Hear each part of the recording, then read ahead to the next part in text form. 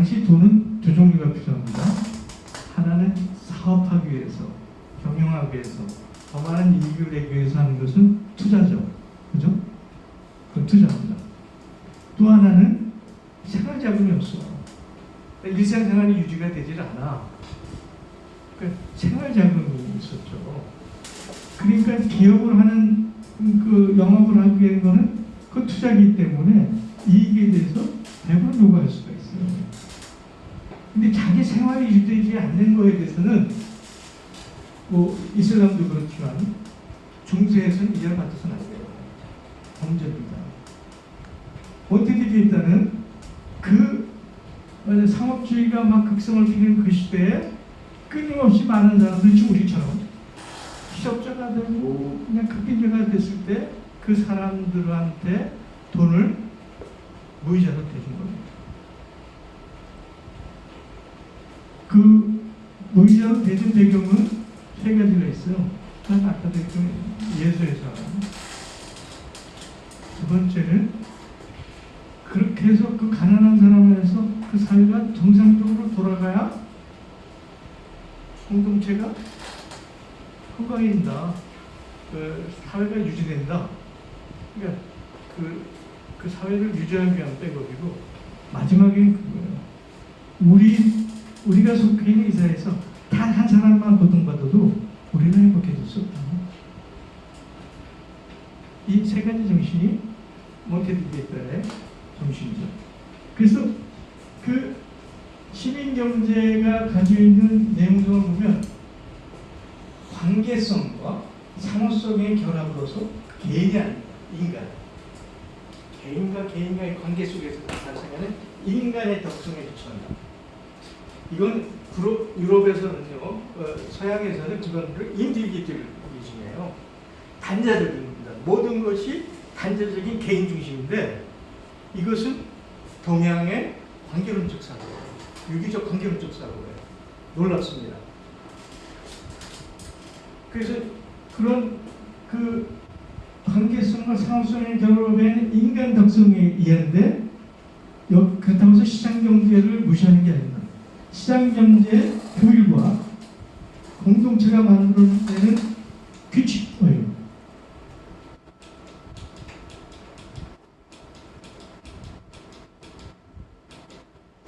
규칙과 그 다음에 아까 했지만 상호성, 관계성에 의해서 이루어지는 사회 이 세 가지를 같이 배치하되 그 최우선 가치는 인간의 삶 이라고 생각합니다. 거기에 이제 그 생태적인 얘기도 나오죠. 이것이 시민경제론이 새롭게 발견돼서 우리한테 다가오는 일입니다. 그런데 여기 문제는 거죠. 그런데 그 시민경제를 어떻게 실현해? 이 자본주의 사회에서 시장경제가 이렇게 극성을 피는 신자유주의 시대에서 어떻게 시민경제를 실천할 거야? 그러니까 브루노님, 자민님 교수가 얘기했는데 다들 피고 있어. 그 말은 맞는데 그걸 어떻게 실현해? 안 되잖아. 그 강도가 미국에서는 연대경제고 제가 얘기하는 제3세타입니다. 사회적 경제라는 게 있죠. 영국의 17세기에 로스체일 소비자풍적으로 해서 독일의 하이파이젠인가요? 무슨 얘기죠? 금융협동자.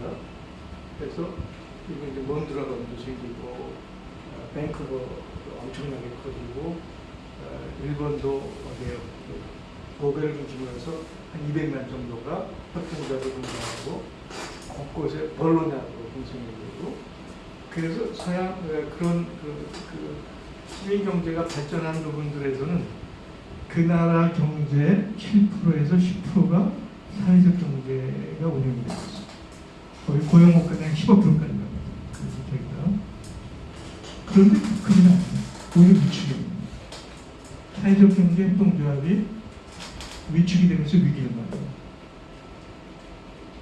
대한민국도 무슨 뭐 사회적 기업 만들고 뭐 사회적 협동법 만들고 이제 뭐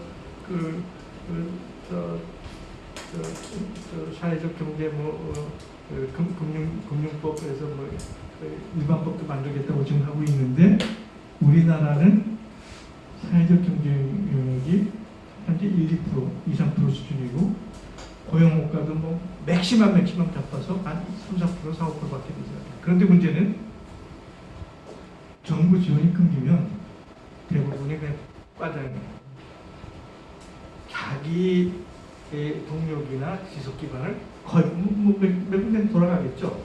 거의 대부분 80% 정도가 정부에서 지원이 끊어지면 무너지는 상황.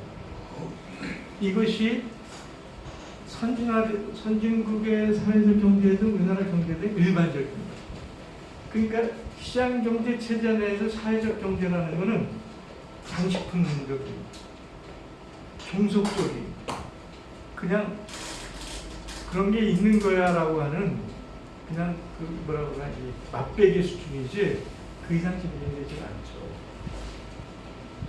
그럼 그 사회적 경제를 어떻게 시민 경제까지 끌고 가느냐? 거기는 부실지 이론이 필요하죠. 과정이론이. 그렇죠?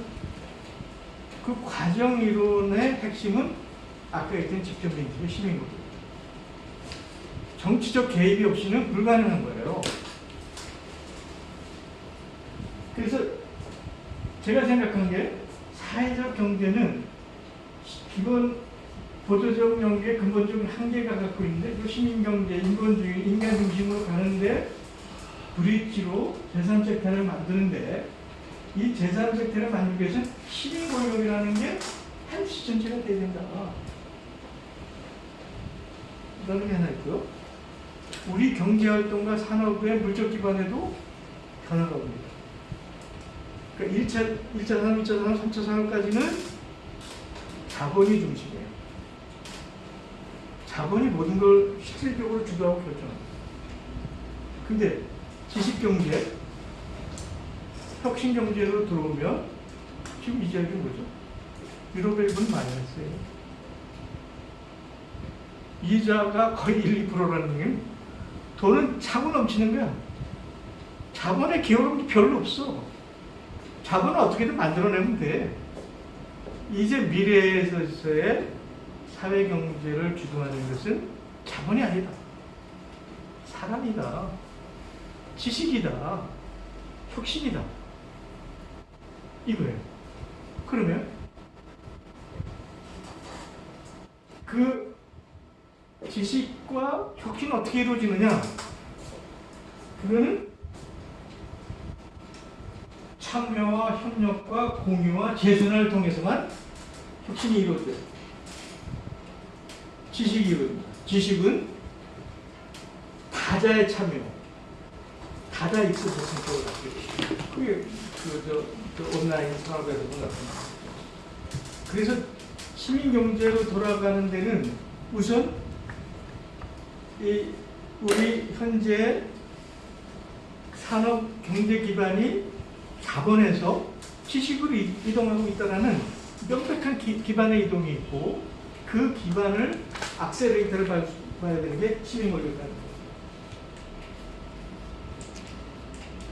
거예요.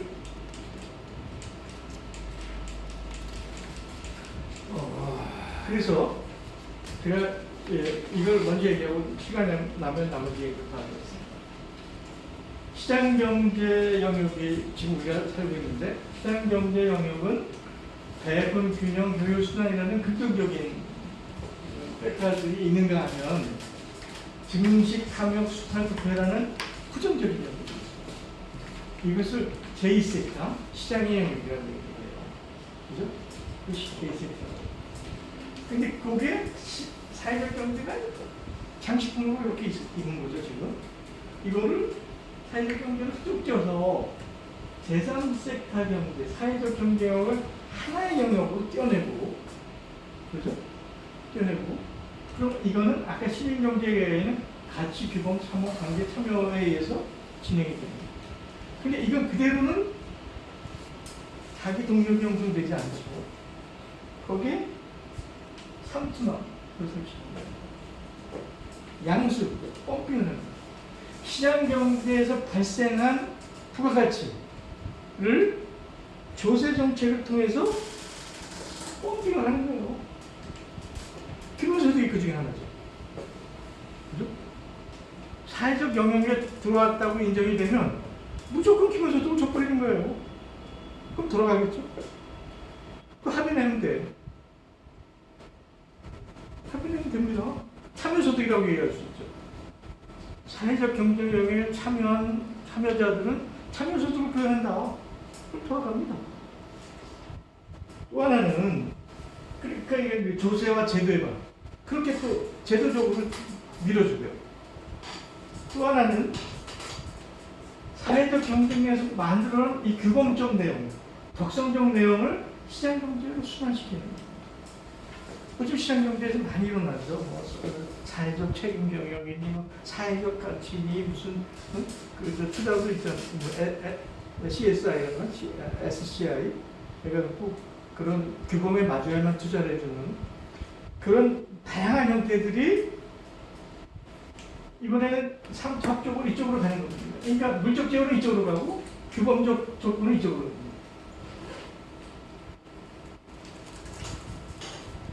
이것을 하는 거가 제1섹터입니다. 이건 재산섹터죠. 사회적 경제가. 그럼 제1섹터라는 건 뭐냐? 정치 권력이죠. 법이죠. 규정이죠. 정치입니다. 그러니까 이것을 할 수 있는 거는 한쪽에서는 시민권이에요. 아까 얘기한 우리 직접민주주의. 그래서 시민의 다수가 결정을 해가는 시민 권력이 이루어지면 가능하단 말이에요. 또 하나 중요한 거 있어요. 사회산소. 이제 마지막 시간을 제가 사회공헌 얘기를 할 텐데, 그러면 일정 시간이 지나면 이게 혼유가 되겠죠? 이 두 개가 혼유가 되면 비로소 시장경제 영역이 성립이 됩니다. 그럼 아까 자민이나 브루노가 얘기한 것처럼 규범과 제도, 배분과 효율, 참여연대 1, 2, 3섹터가 온전히 하나가 돼서 새로운 영역이 열립니다. 그런데 미국의 연대 경제는 조금 틀립니다. 그런데 그건 뭐 나중에요. 그럼 제가 사회적 상성이 뭐냐? 지금부터 사회적 상성 얘기를 하겠습니다.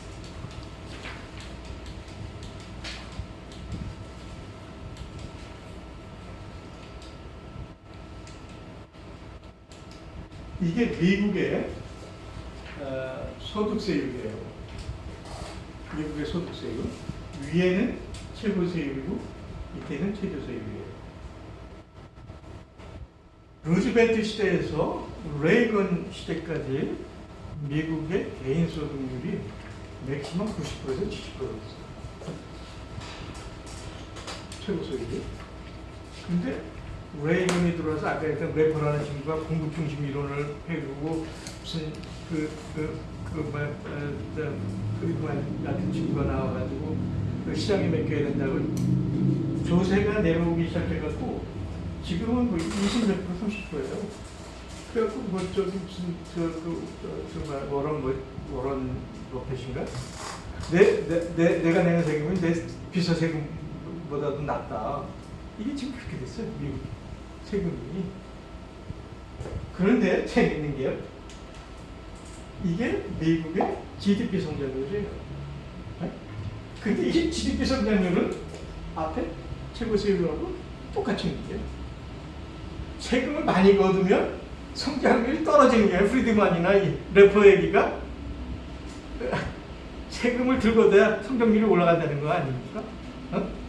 시장이 혼성할 때 효율이 올라가고. 그런데 역사적으로는 정확히 거꾸로예요. 세율이 높으면 경제 성장률이 높아집니다. 세율이 낮아지니까 경제 수준이 쫙 떨어져요.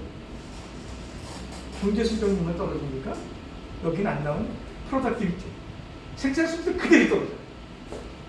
아주 재밌게 떨어집니다. 정확히 떨어집니다.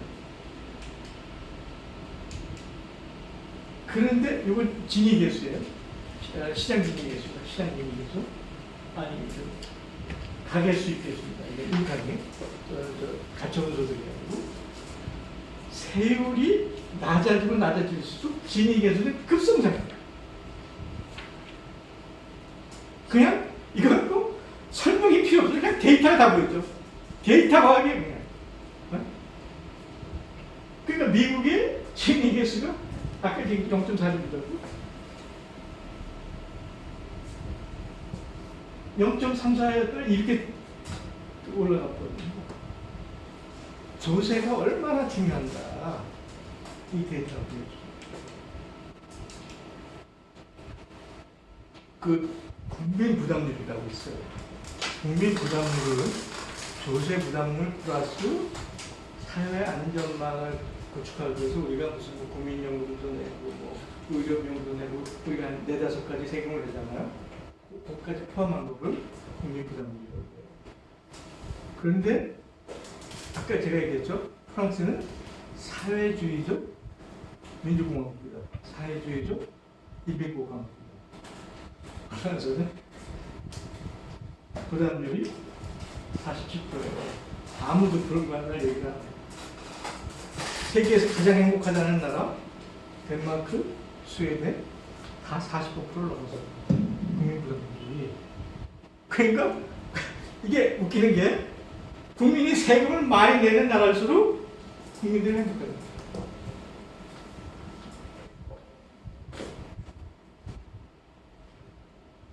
가장 국민들이 불행하고 가장 개판인 나라들이 국민 문제는 제일 많아요. 멕시코, 칠레, 그 다음에 한국, 미국. 이게 조세가 가지고 있는 엄청난 정치경제예요. 여기서 피케티 계수라는 게 있어요. 이게 피케티 지수라는 게 피케티가 이제 21세기 자본론에서도 소개했고 이번에 나온 캐피탈 이데올로기에서 다시 되풀이했는데 그 피케티 지수라는 거는 우리가 양극화, 부의 편중을 아까 뭐 0.1%나 1%나 뭐 10분의 배수로 얘기도 하지만 피케티 지수로 얘기도 해요. 근데 피케티 지수라는 건 뭐냐면 분모는 GDP, 국민총생산입니다. 분자는 민간 순자산, 국민 순자산이라고 해요. 근데 국민 순자산은 크게 두 가지 영역으로 구성돼요. 하나는 우리 손명욱 선생님 너무 줄이시죠. 부동산 영역이 있고 또 하나는 금융자산 영역이 있죠. 그죠?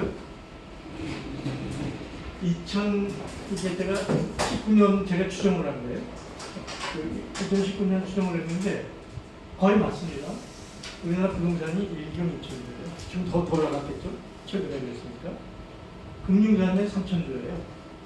그래서 민간 순자산이 1경 5천조 정도. 2019년에 우리나라 GDP가 1,700조, 1,800조. 그래서 피케티 지수가 8.8 정도예요. 근데 이게 무슨 의미가 되냐? 이게 좀 잘 안 보이니까.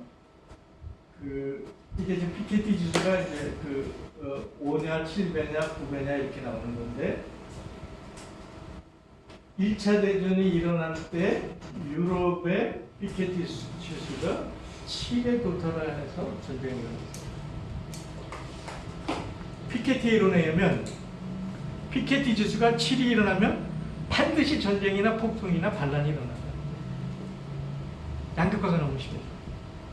너무 소수가 불을 많이 갖고 있습니다. 재미있는 거는 일본은 아까 했던 부의 저기는 그쪽에 하는데 부동산 투기가 엄청나게 일어났잖아요. 일본이 피케티 지수가 7이 넘어서 그냥 꺾어요. 잃어버린 30년. 그러니까 피케티 지수의 구성이 어떻게 되느냐가 그 나라의 미래를 결정하는 거예요. 놀라운 게요. 중국이 급속히 피케티 지수가 높아졌어요. 굉장하게 S&P죠. 시진핑이 부패하자면 어마어마하게 했잖아요. 그 다음에 아까도 했지만 이제 그 소강사를 만들고 해가지고 후진타오부터 그랬습니다. 후진타오 때 노동신법, 신노동법을 도입을 해서 불과 2, 3년 만에 노동자 소득이 2배로 뛰어요. 다 이런 문제를 해결하죠. 그래서 후진타오 시대를 지나가면서 시진핑이 들어오면서 이게 급격히 꺾거든요. 피케티 지수가. 근데 우리는 세계 역사를 활짝 바꿔들어갔어요. 대한민국 반드시 폭동이 나야 돼요. 반란이 일어나야 됩니다. 전쟁이 일어나야 돼요. 근데 왜 안 되냐? 미군이 있어서 그래요.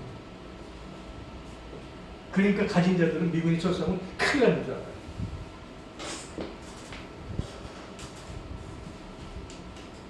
이건 그 재윤경 씨가 의원 시절에 한국은행에다 해서 받은 거예요. 근데 이 사람은 피케티 지수라는 말을 몰라갖고 자산 불평등 지수라고 그랬어요. 정확히 그때가 언제요? 2016년. 저희가 추정한 데이터가 맞죠. 8.3% 나왔습니다. 전 세계 데이터들도 나왔죠.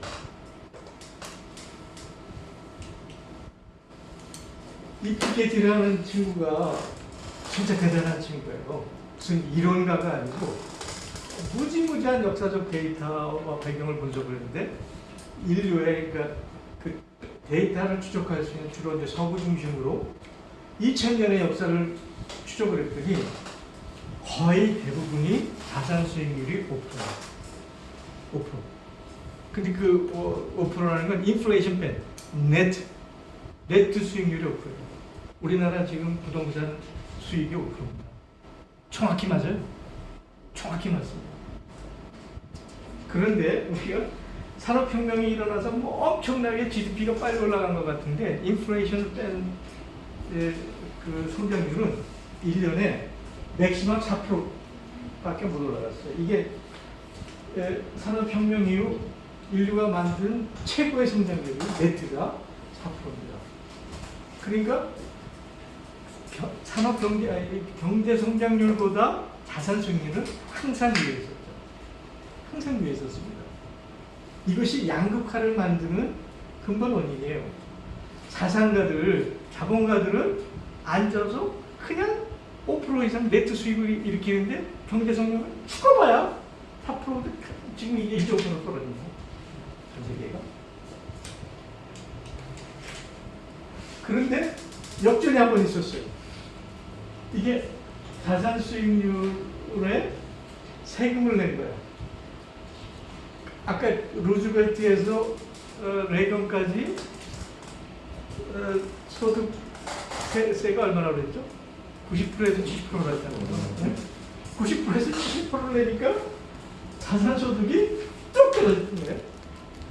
그때 경제 성장률은 그보다 위에였죠. 요 기간이 전 세계적으로 양극화가 완화됐던 시기예요. 그런데 레이건이 들어오고 레포 이론에 의해서 다시 조세율을 낮추니까 또다시 역전이 된 거예요. 그래서 양극화가 또 극심해진 거예요.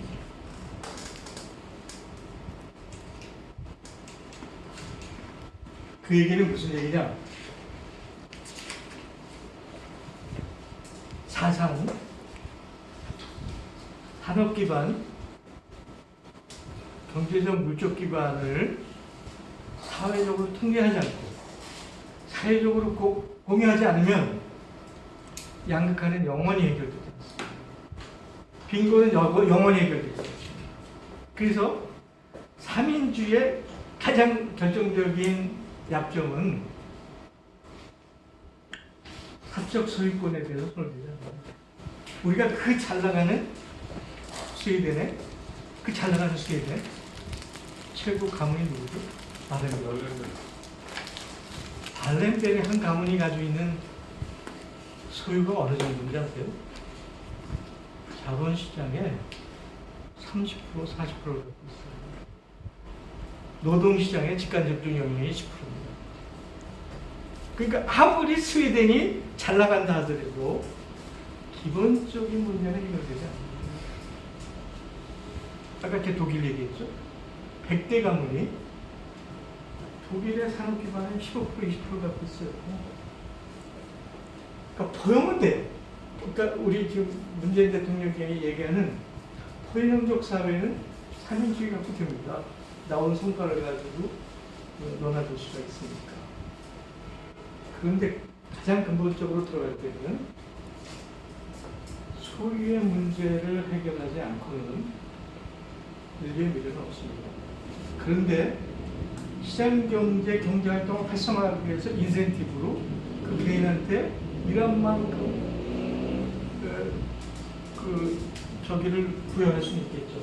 어디 얘기를 했을 텐데, 여기 있습니다.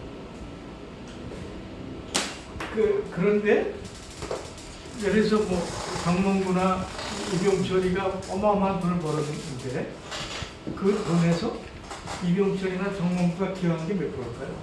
참 어려운 얘기입니다. 그죠? 이병철이나 정몽구가 대한민국에 태어났으니까 그 거부가 됐겠죠? 그 상황에서 만났으니까 그랬죠? 엄청난 특혜를 받아서 그렇겠죠? 우리나라 교육 기반, 사회적 기반이 있어서 그렇겠죠? 그럼 그 상황과 조건이 만든 기여도 하고 이병철과 정명구가 해서 완전 개인적 이니셔티브 주도권하고 몇 프로죠? 재미있는 제임스 미드 교수가 재미있는 분석 80대 20. 그 사회, 역사적 조건, 상황, 교육 모든 환경을 만들어준 게 80이고 개인이 기여한 건 20%다. 라고 분석을 해요. 그런데 시장 경제를 왕성하게 하고 경제활동하기 위해서는 그거 100% 맞췄잖아. 그죠? 뭐 세금을 냈겠죠. 근데 죽고 나면 80%는 사회가 하나예요. 원래 사회보다 20%만 상속권을 인정한다. 그게 제가 얘기하는 사회상속개념입니다. 제가 얘기하는 조금 더 얘기하면요. 제가 너무 뒤에 조금만 더 하시죠. 역사적으로요. 재산권, 사유권이 법적으로 정리된 건 로마법이에요. 로마법. 그래서 지금 민법, 상법은 다 로마법이에요. 로마에서 만들어진 법이에요. 근데 로마라는 나라가 뭐죠? 약탈국가예요. 다른 나라 침략해서 주로 노예, 괴금속 그리고 와서 그걸 자기 재산으로 정당화해야 되잖아요.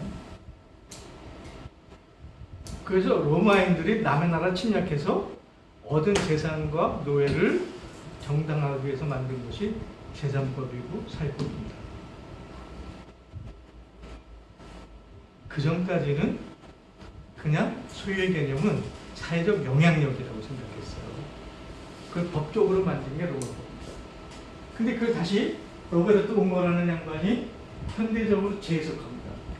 그 재산권, 사유권이 bundle right, 여러 가지 성격이 다른 게 묶여서 하나의 재산권 내지는 소유권이 되는데 그 성격을 크게 4-5가지 나누면 그 획득의 과정의 권리, 그거 획득한 걸 자기가 소유하는 점유의 권리, 그 다음에 이건 내 거니까 손대지 말라고 하는 배제의 권리, 그 다음에 내 거니까 내 맘대로 쓸 거야 라는 향유의 권리, 그 다음에 그 자기 재산을 이전해주는 처분의 권리가 다 성격이 틀리다는 거예요.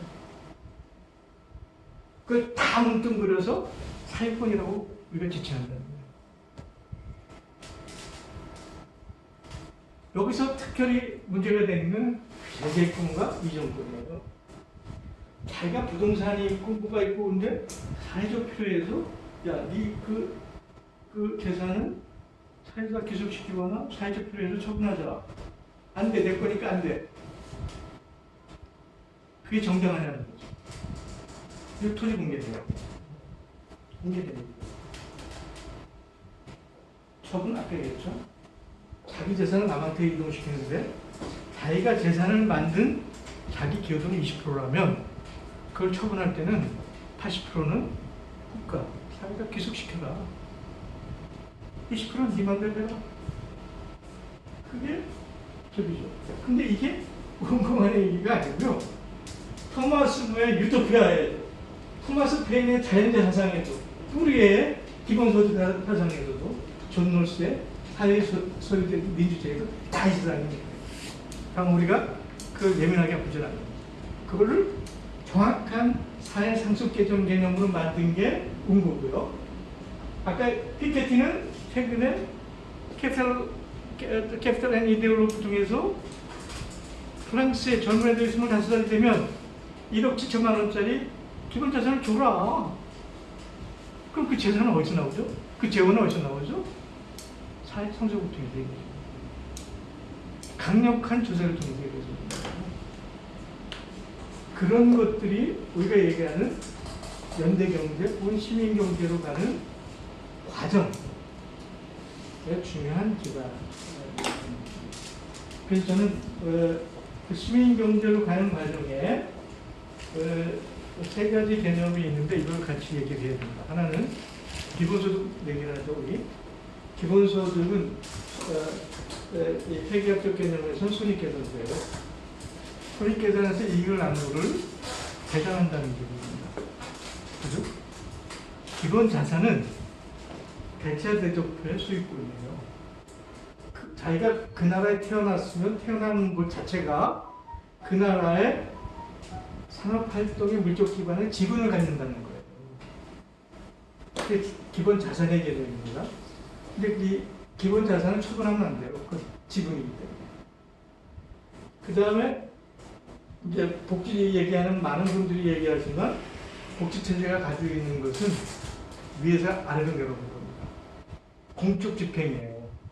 근데 인간이 갖고 있는 개별적 삶은 각자가 독특한 거예요. 각자가 독특하고 특별하고 우연적인 거예요. 그러니까 공적 복지체제는 그 개인의 삶에 정확히 응답할 수가 없습니다. 그러니까 개인의 입장에서는 물론 공적, 사회적 안전망이 필요하지만 내 개인의 특별한 우연적 조건에서 나는 이게 필요해 라고 요구할 수 있는 개인이 역으로 아래에서 위로 나라를 향해서 정부에 난 이게 필요해 하고 청구할 수 있는 청구권이 주어집니다. 이 세 가지가 미래의 인류 사회가 해결해야 될 하나님의 과제다. 이 얘기 제 끝내겠습니다. 감사합니다. 저 질문을 많이 만들었는데 그 질문은 이미 제 예문 속에 다 있었다고 생각하고요. 아, 제가 좀 예. 아이고 선생님이 낸 수업 외에 학자적인 그런 것이 아니라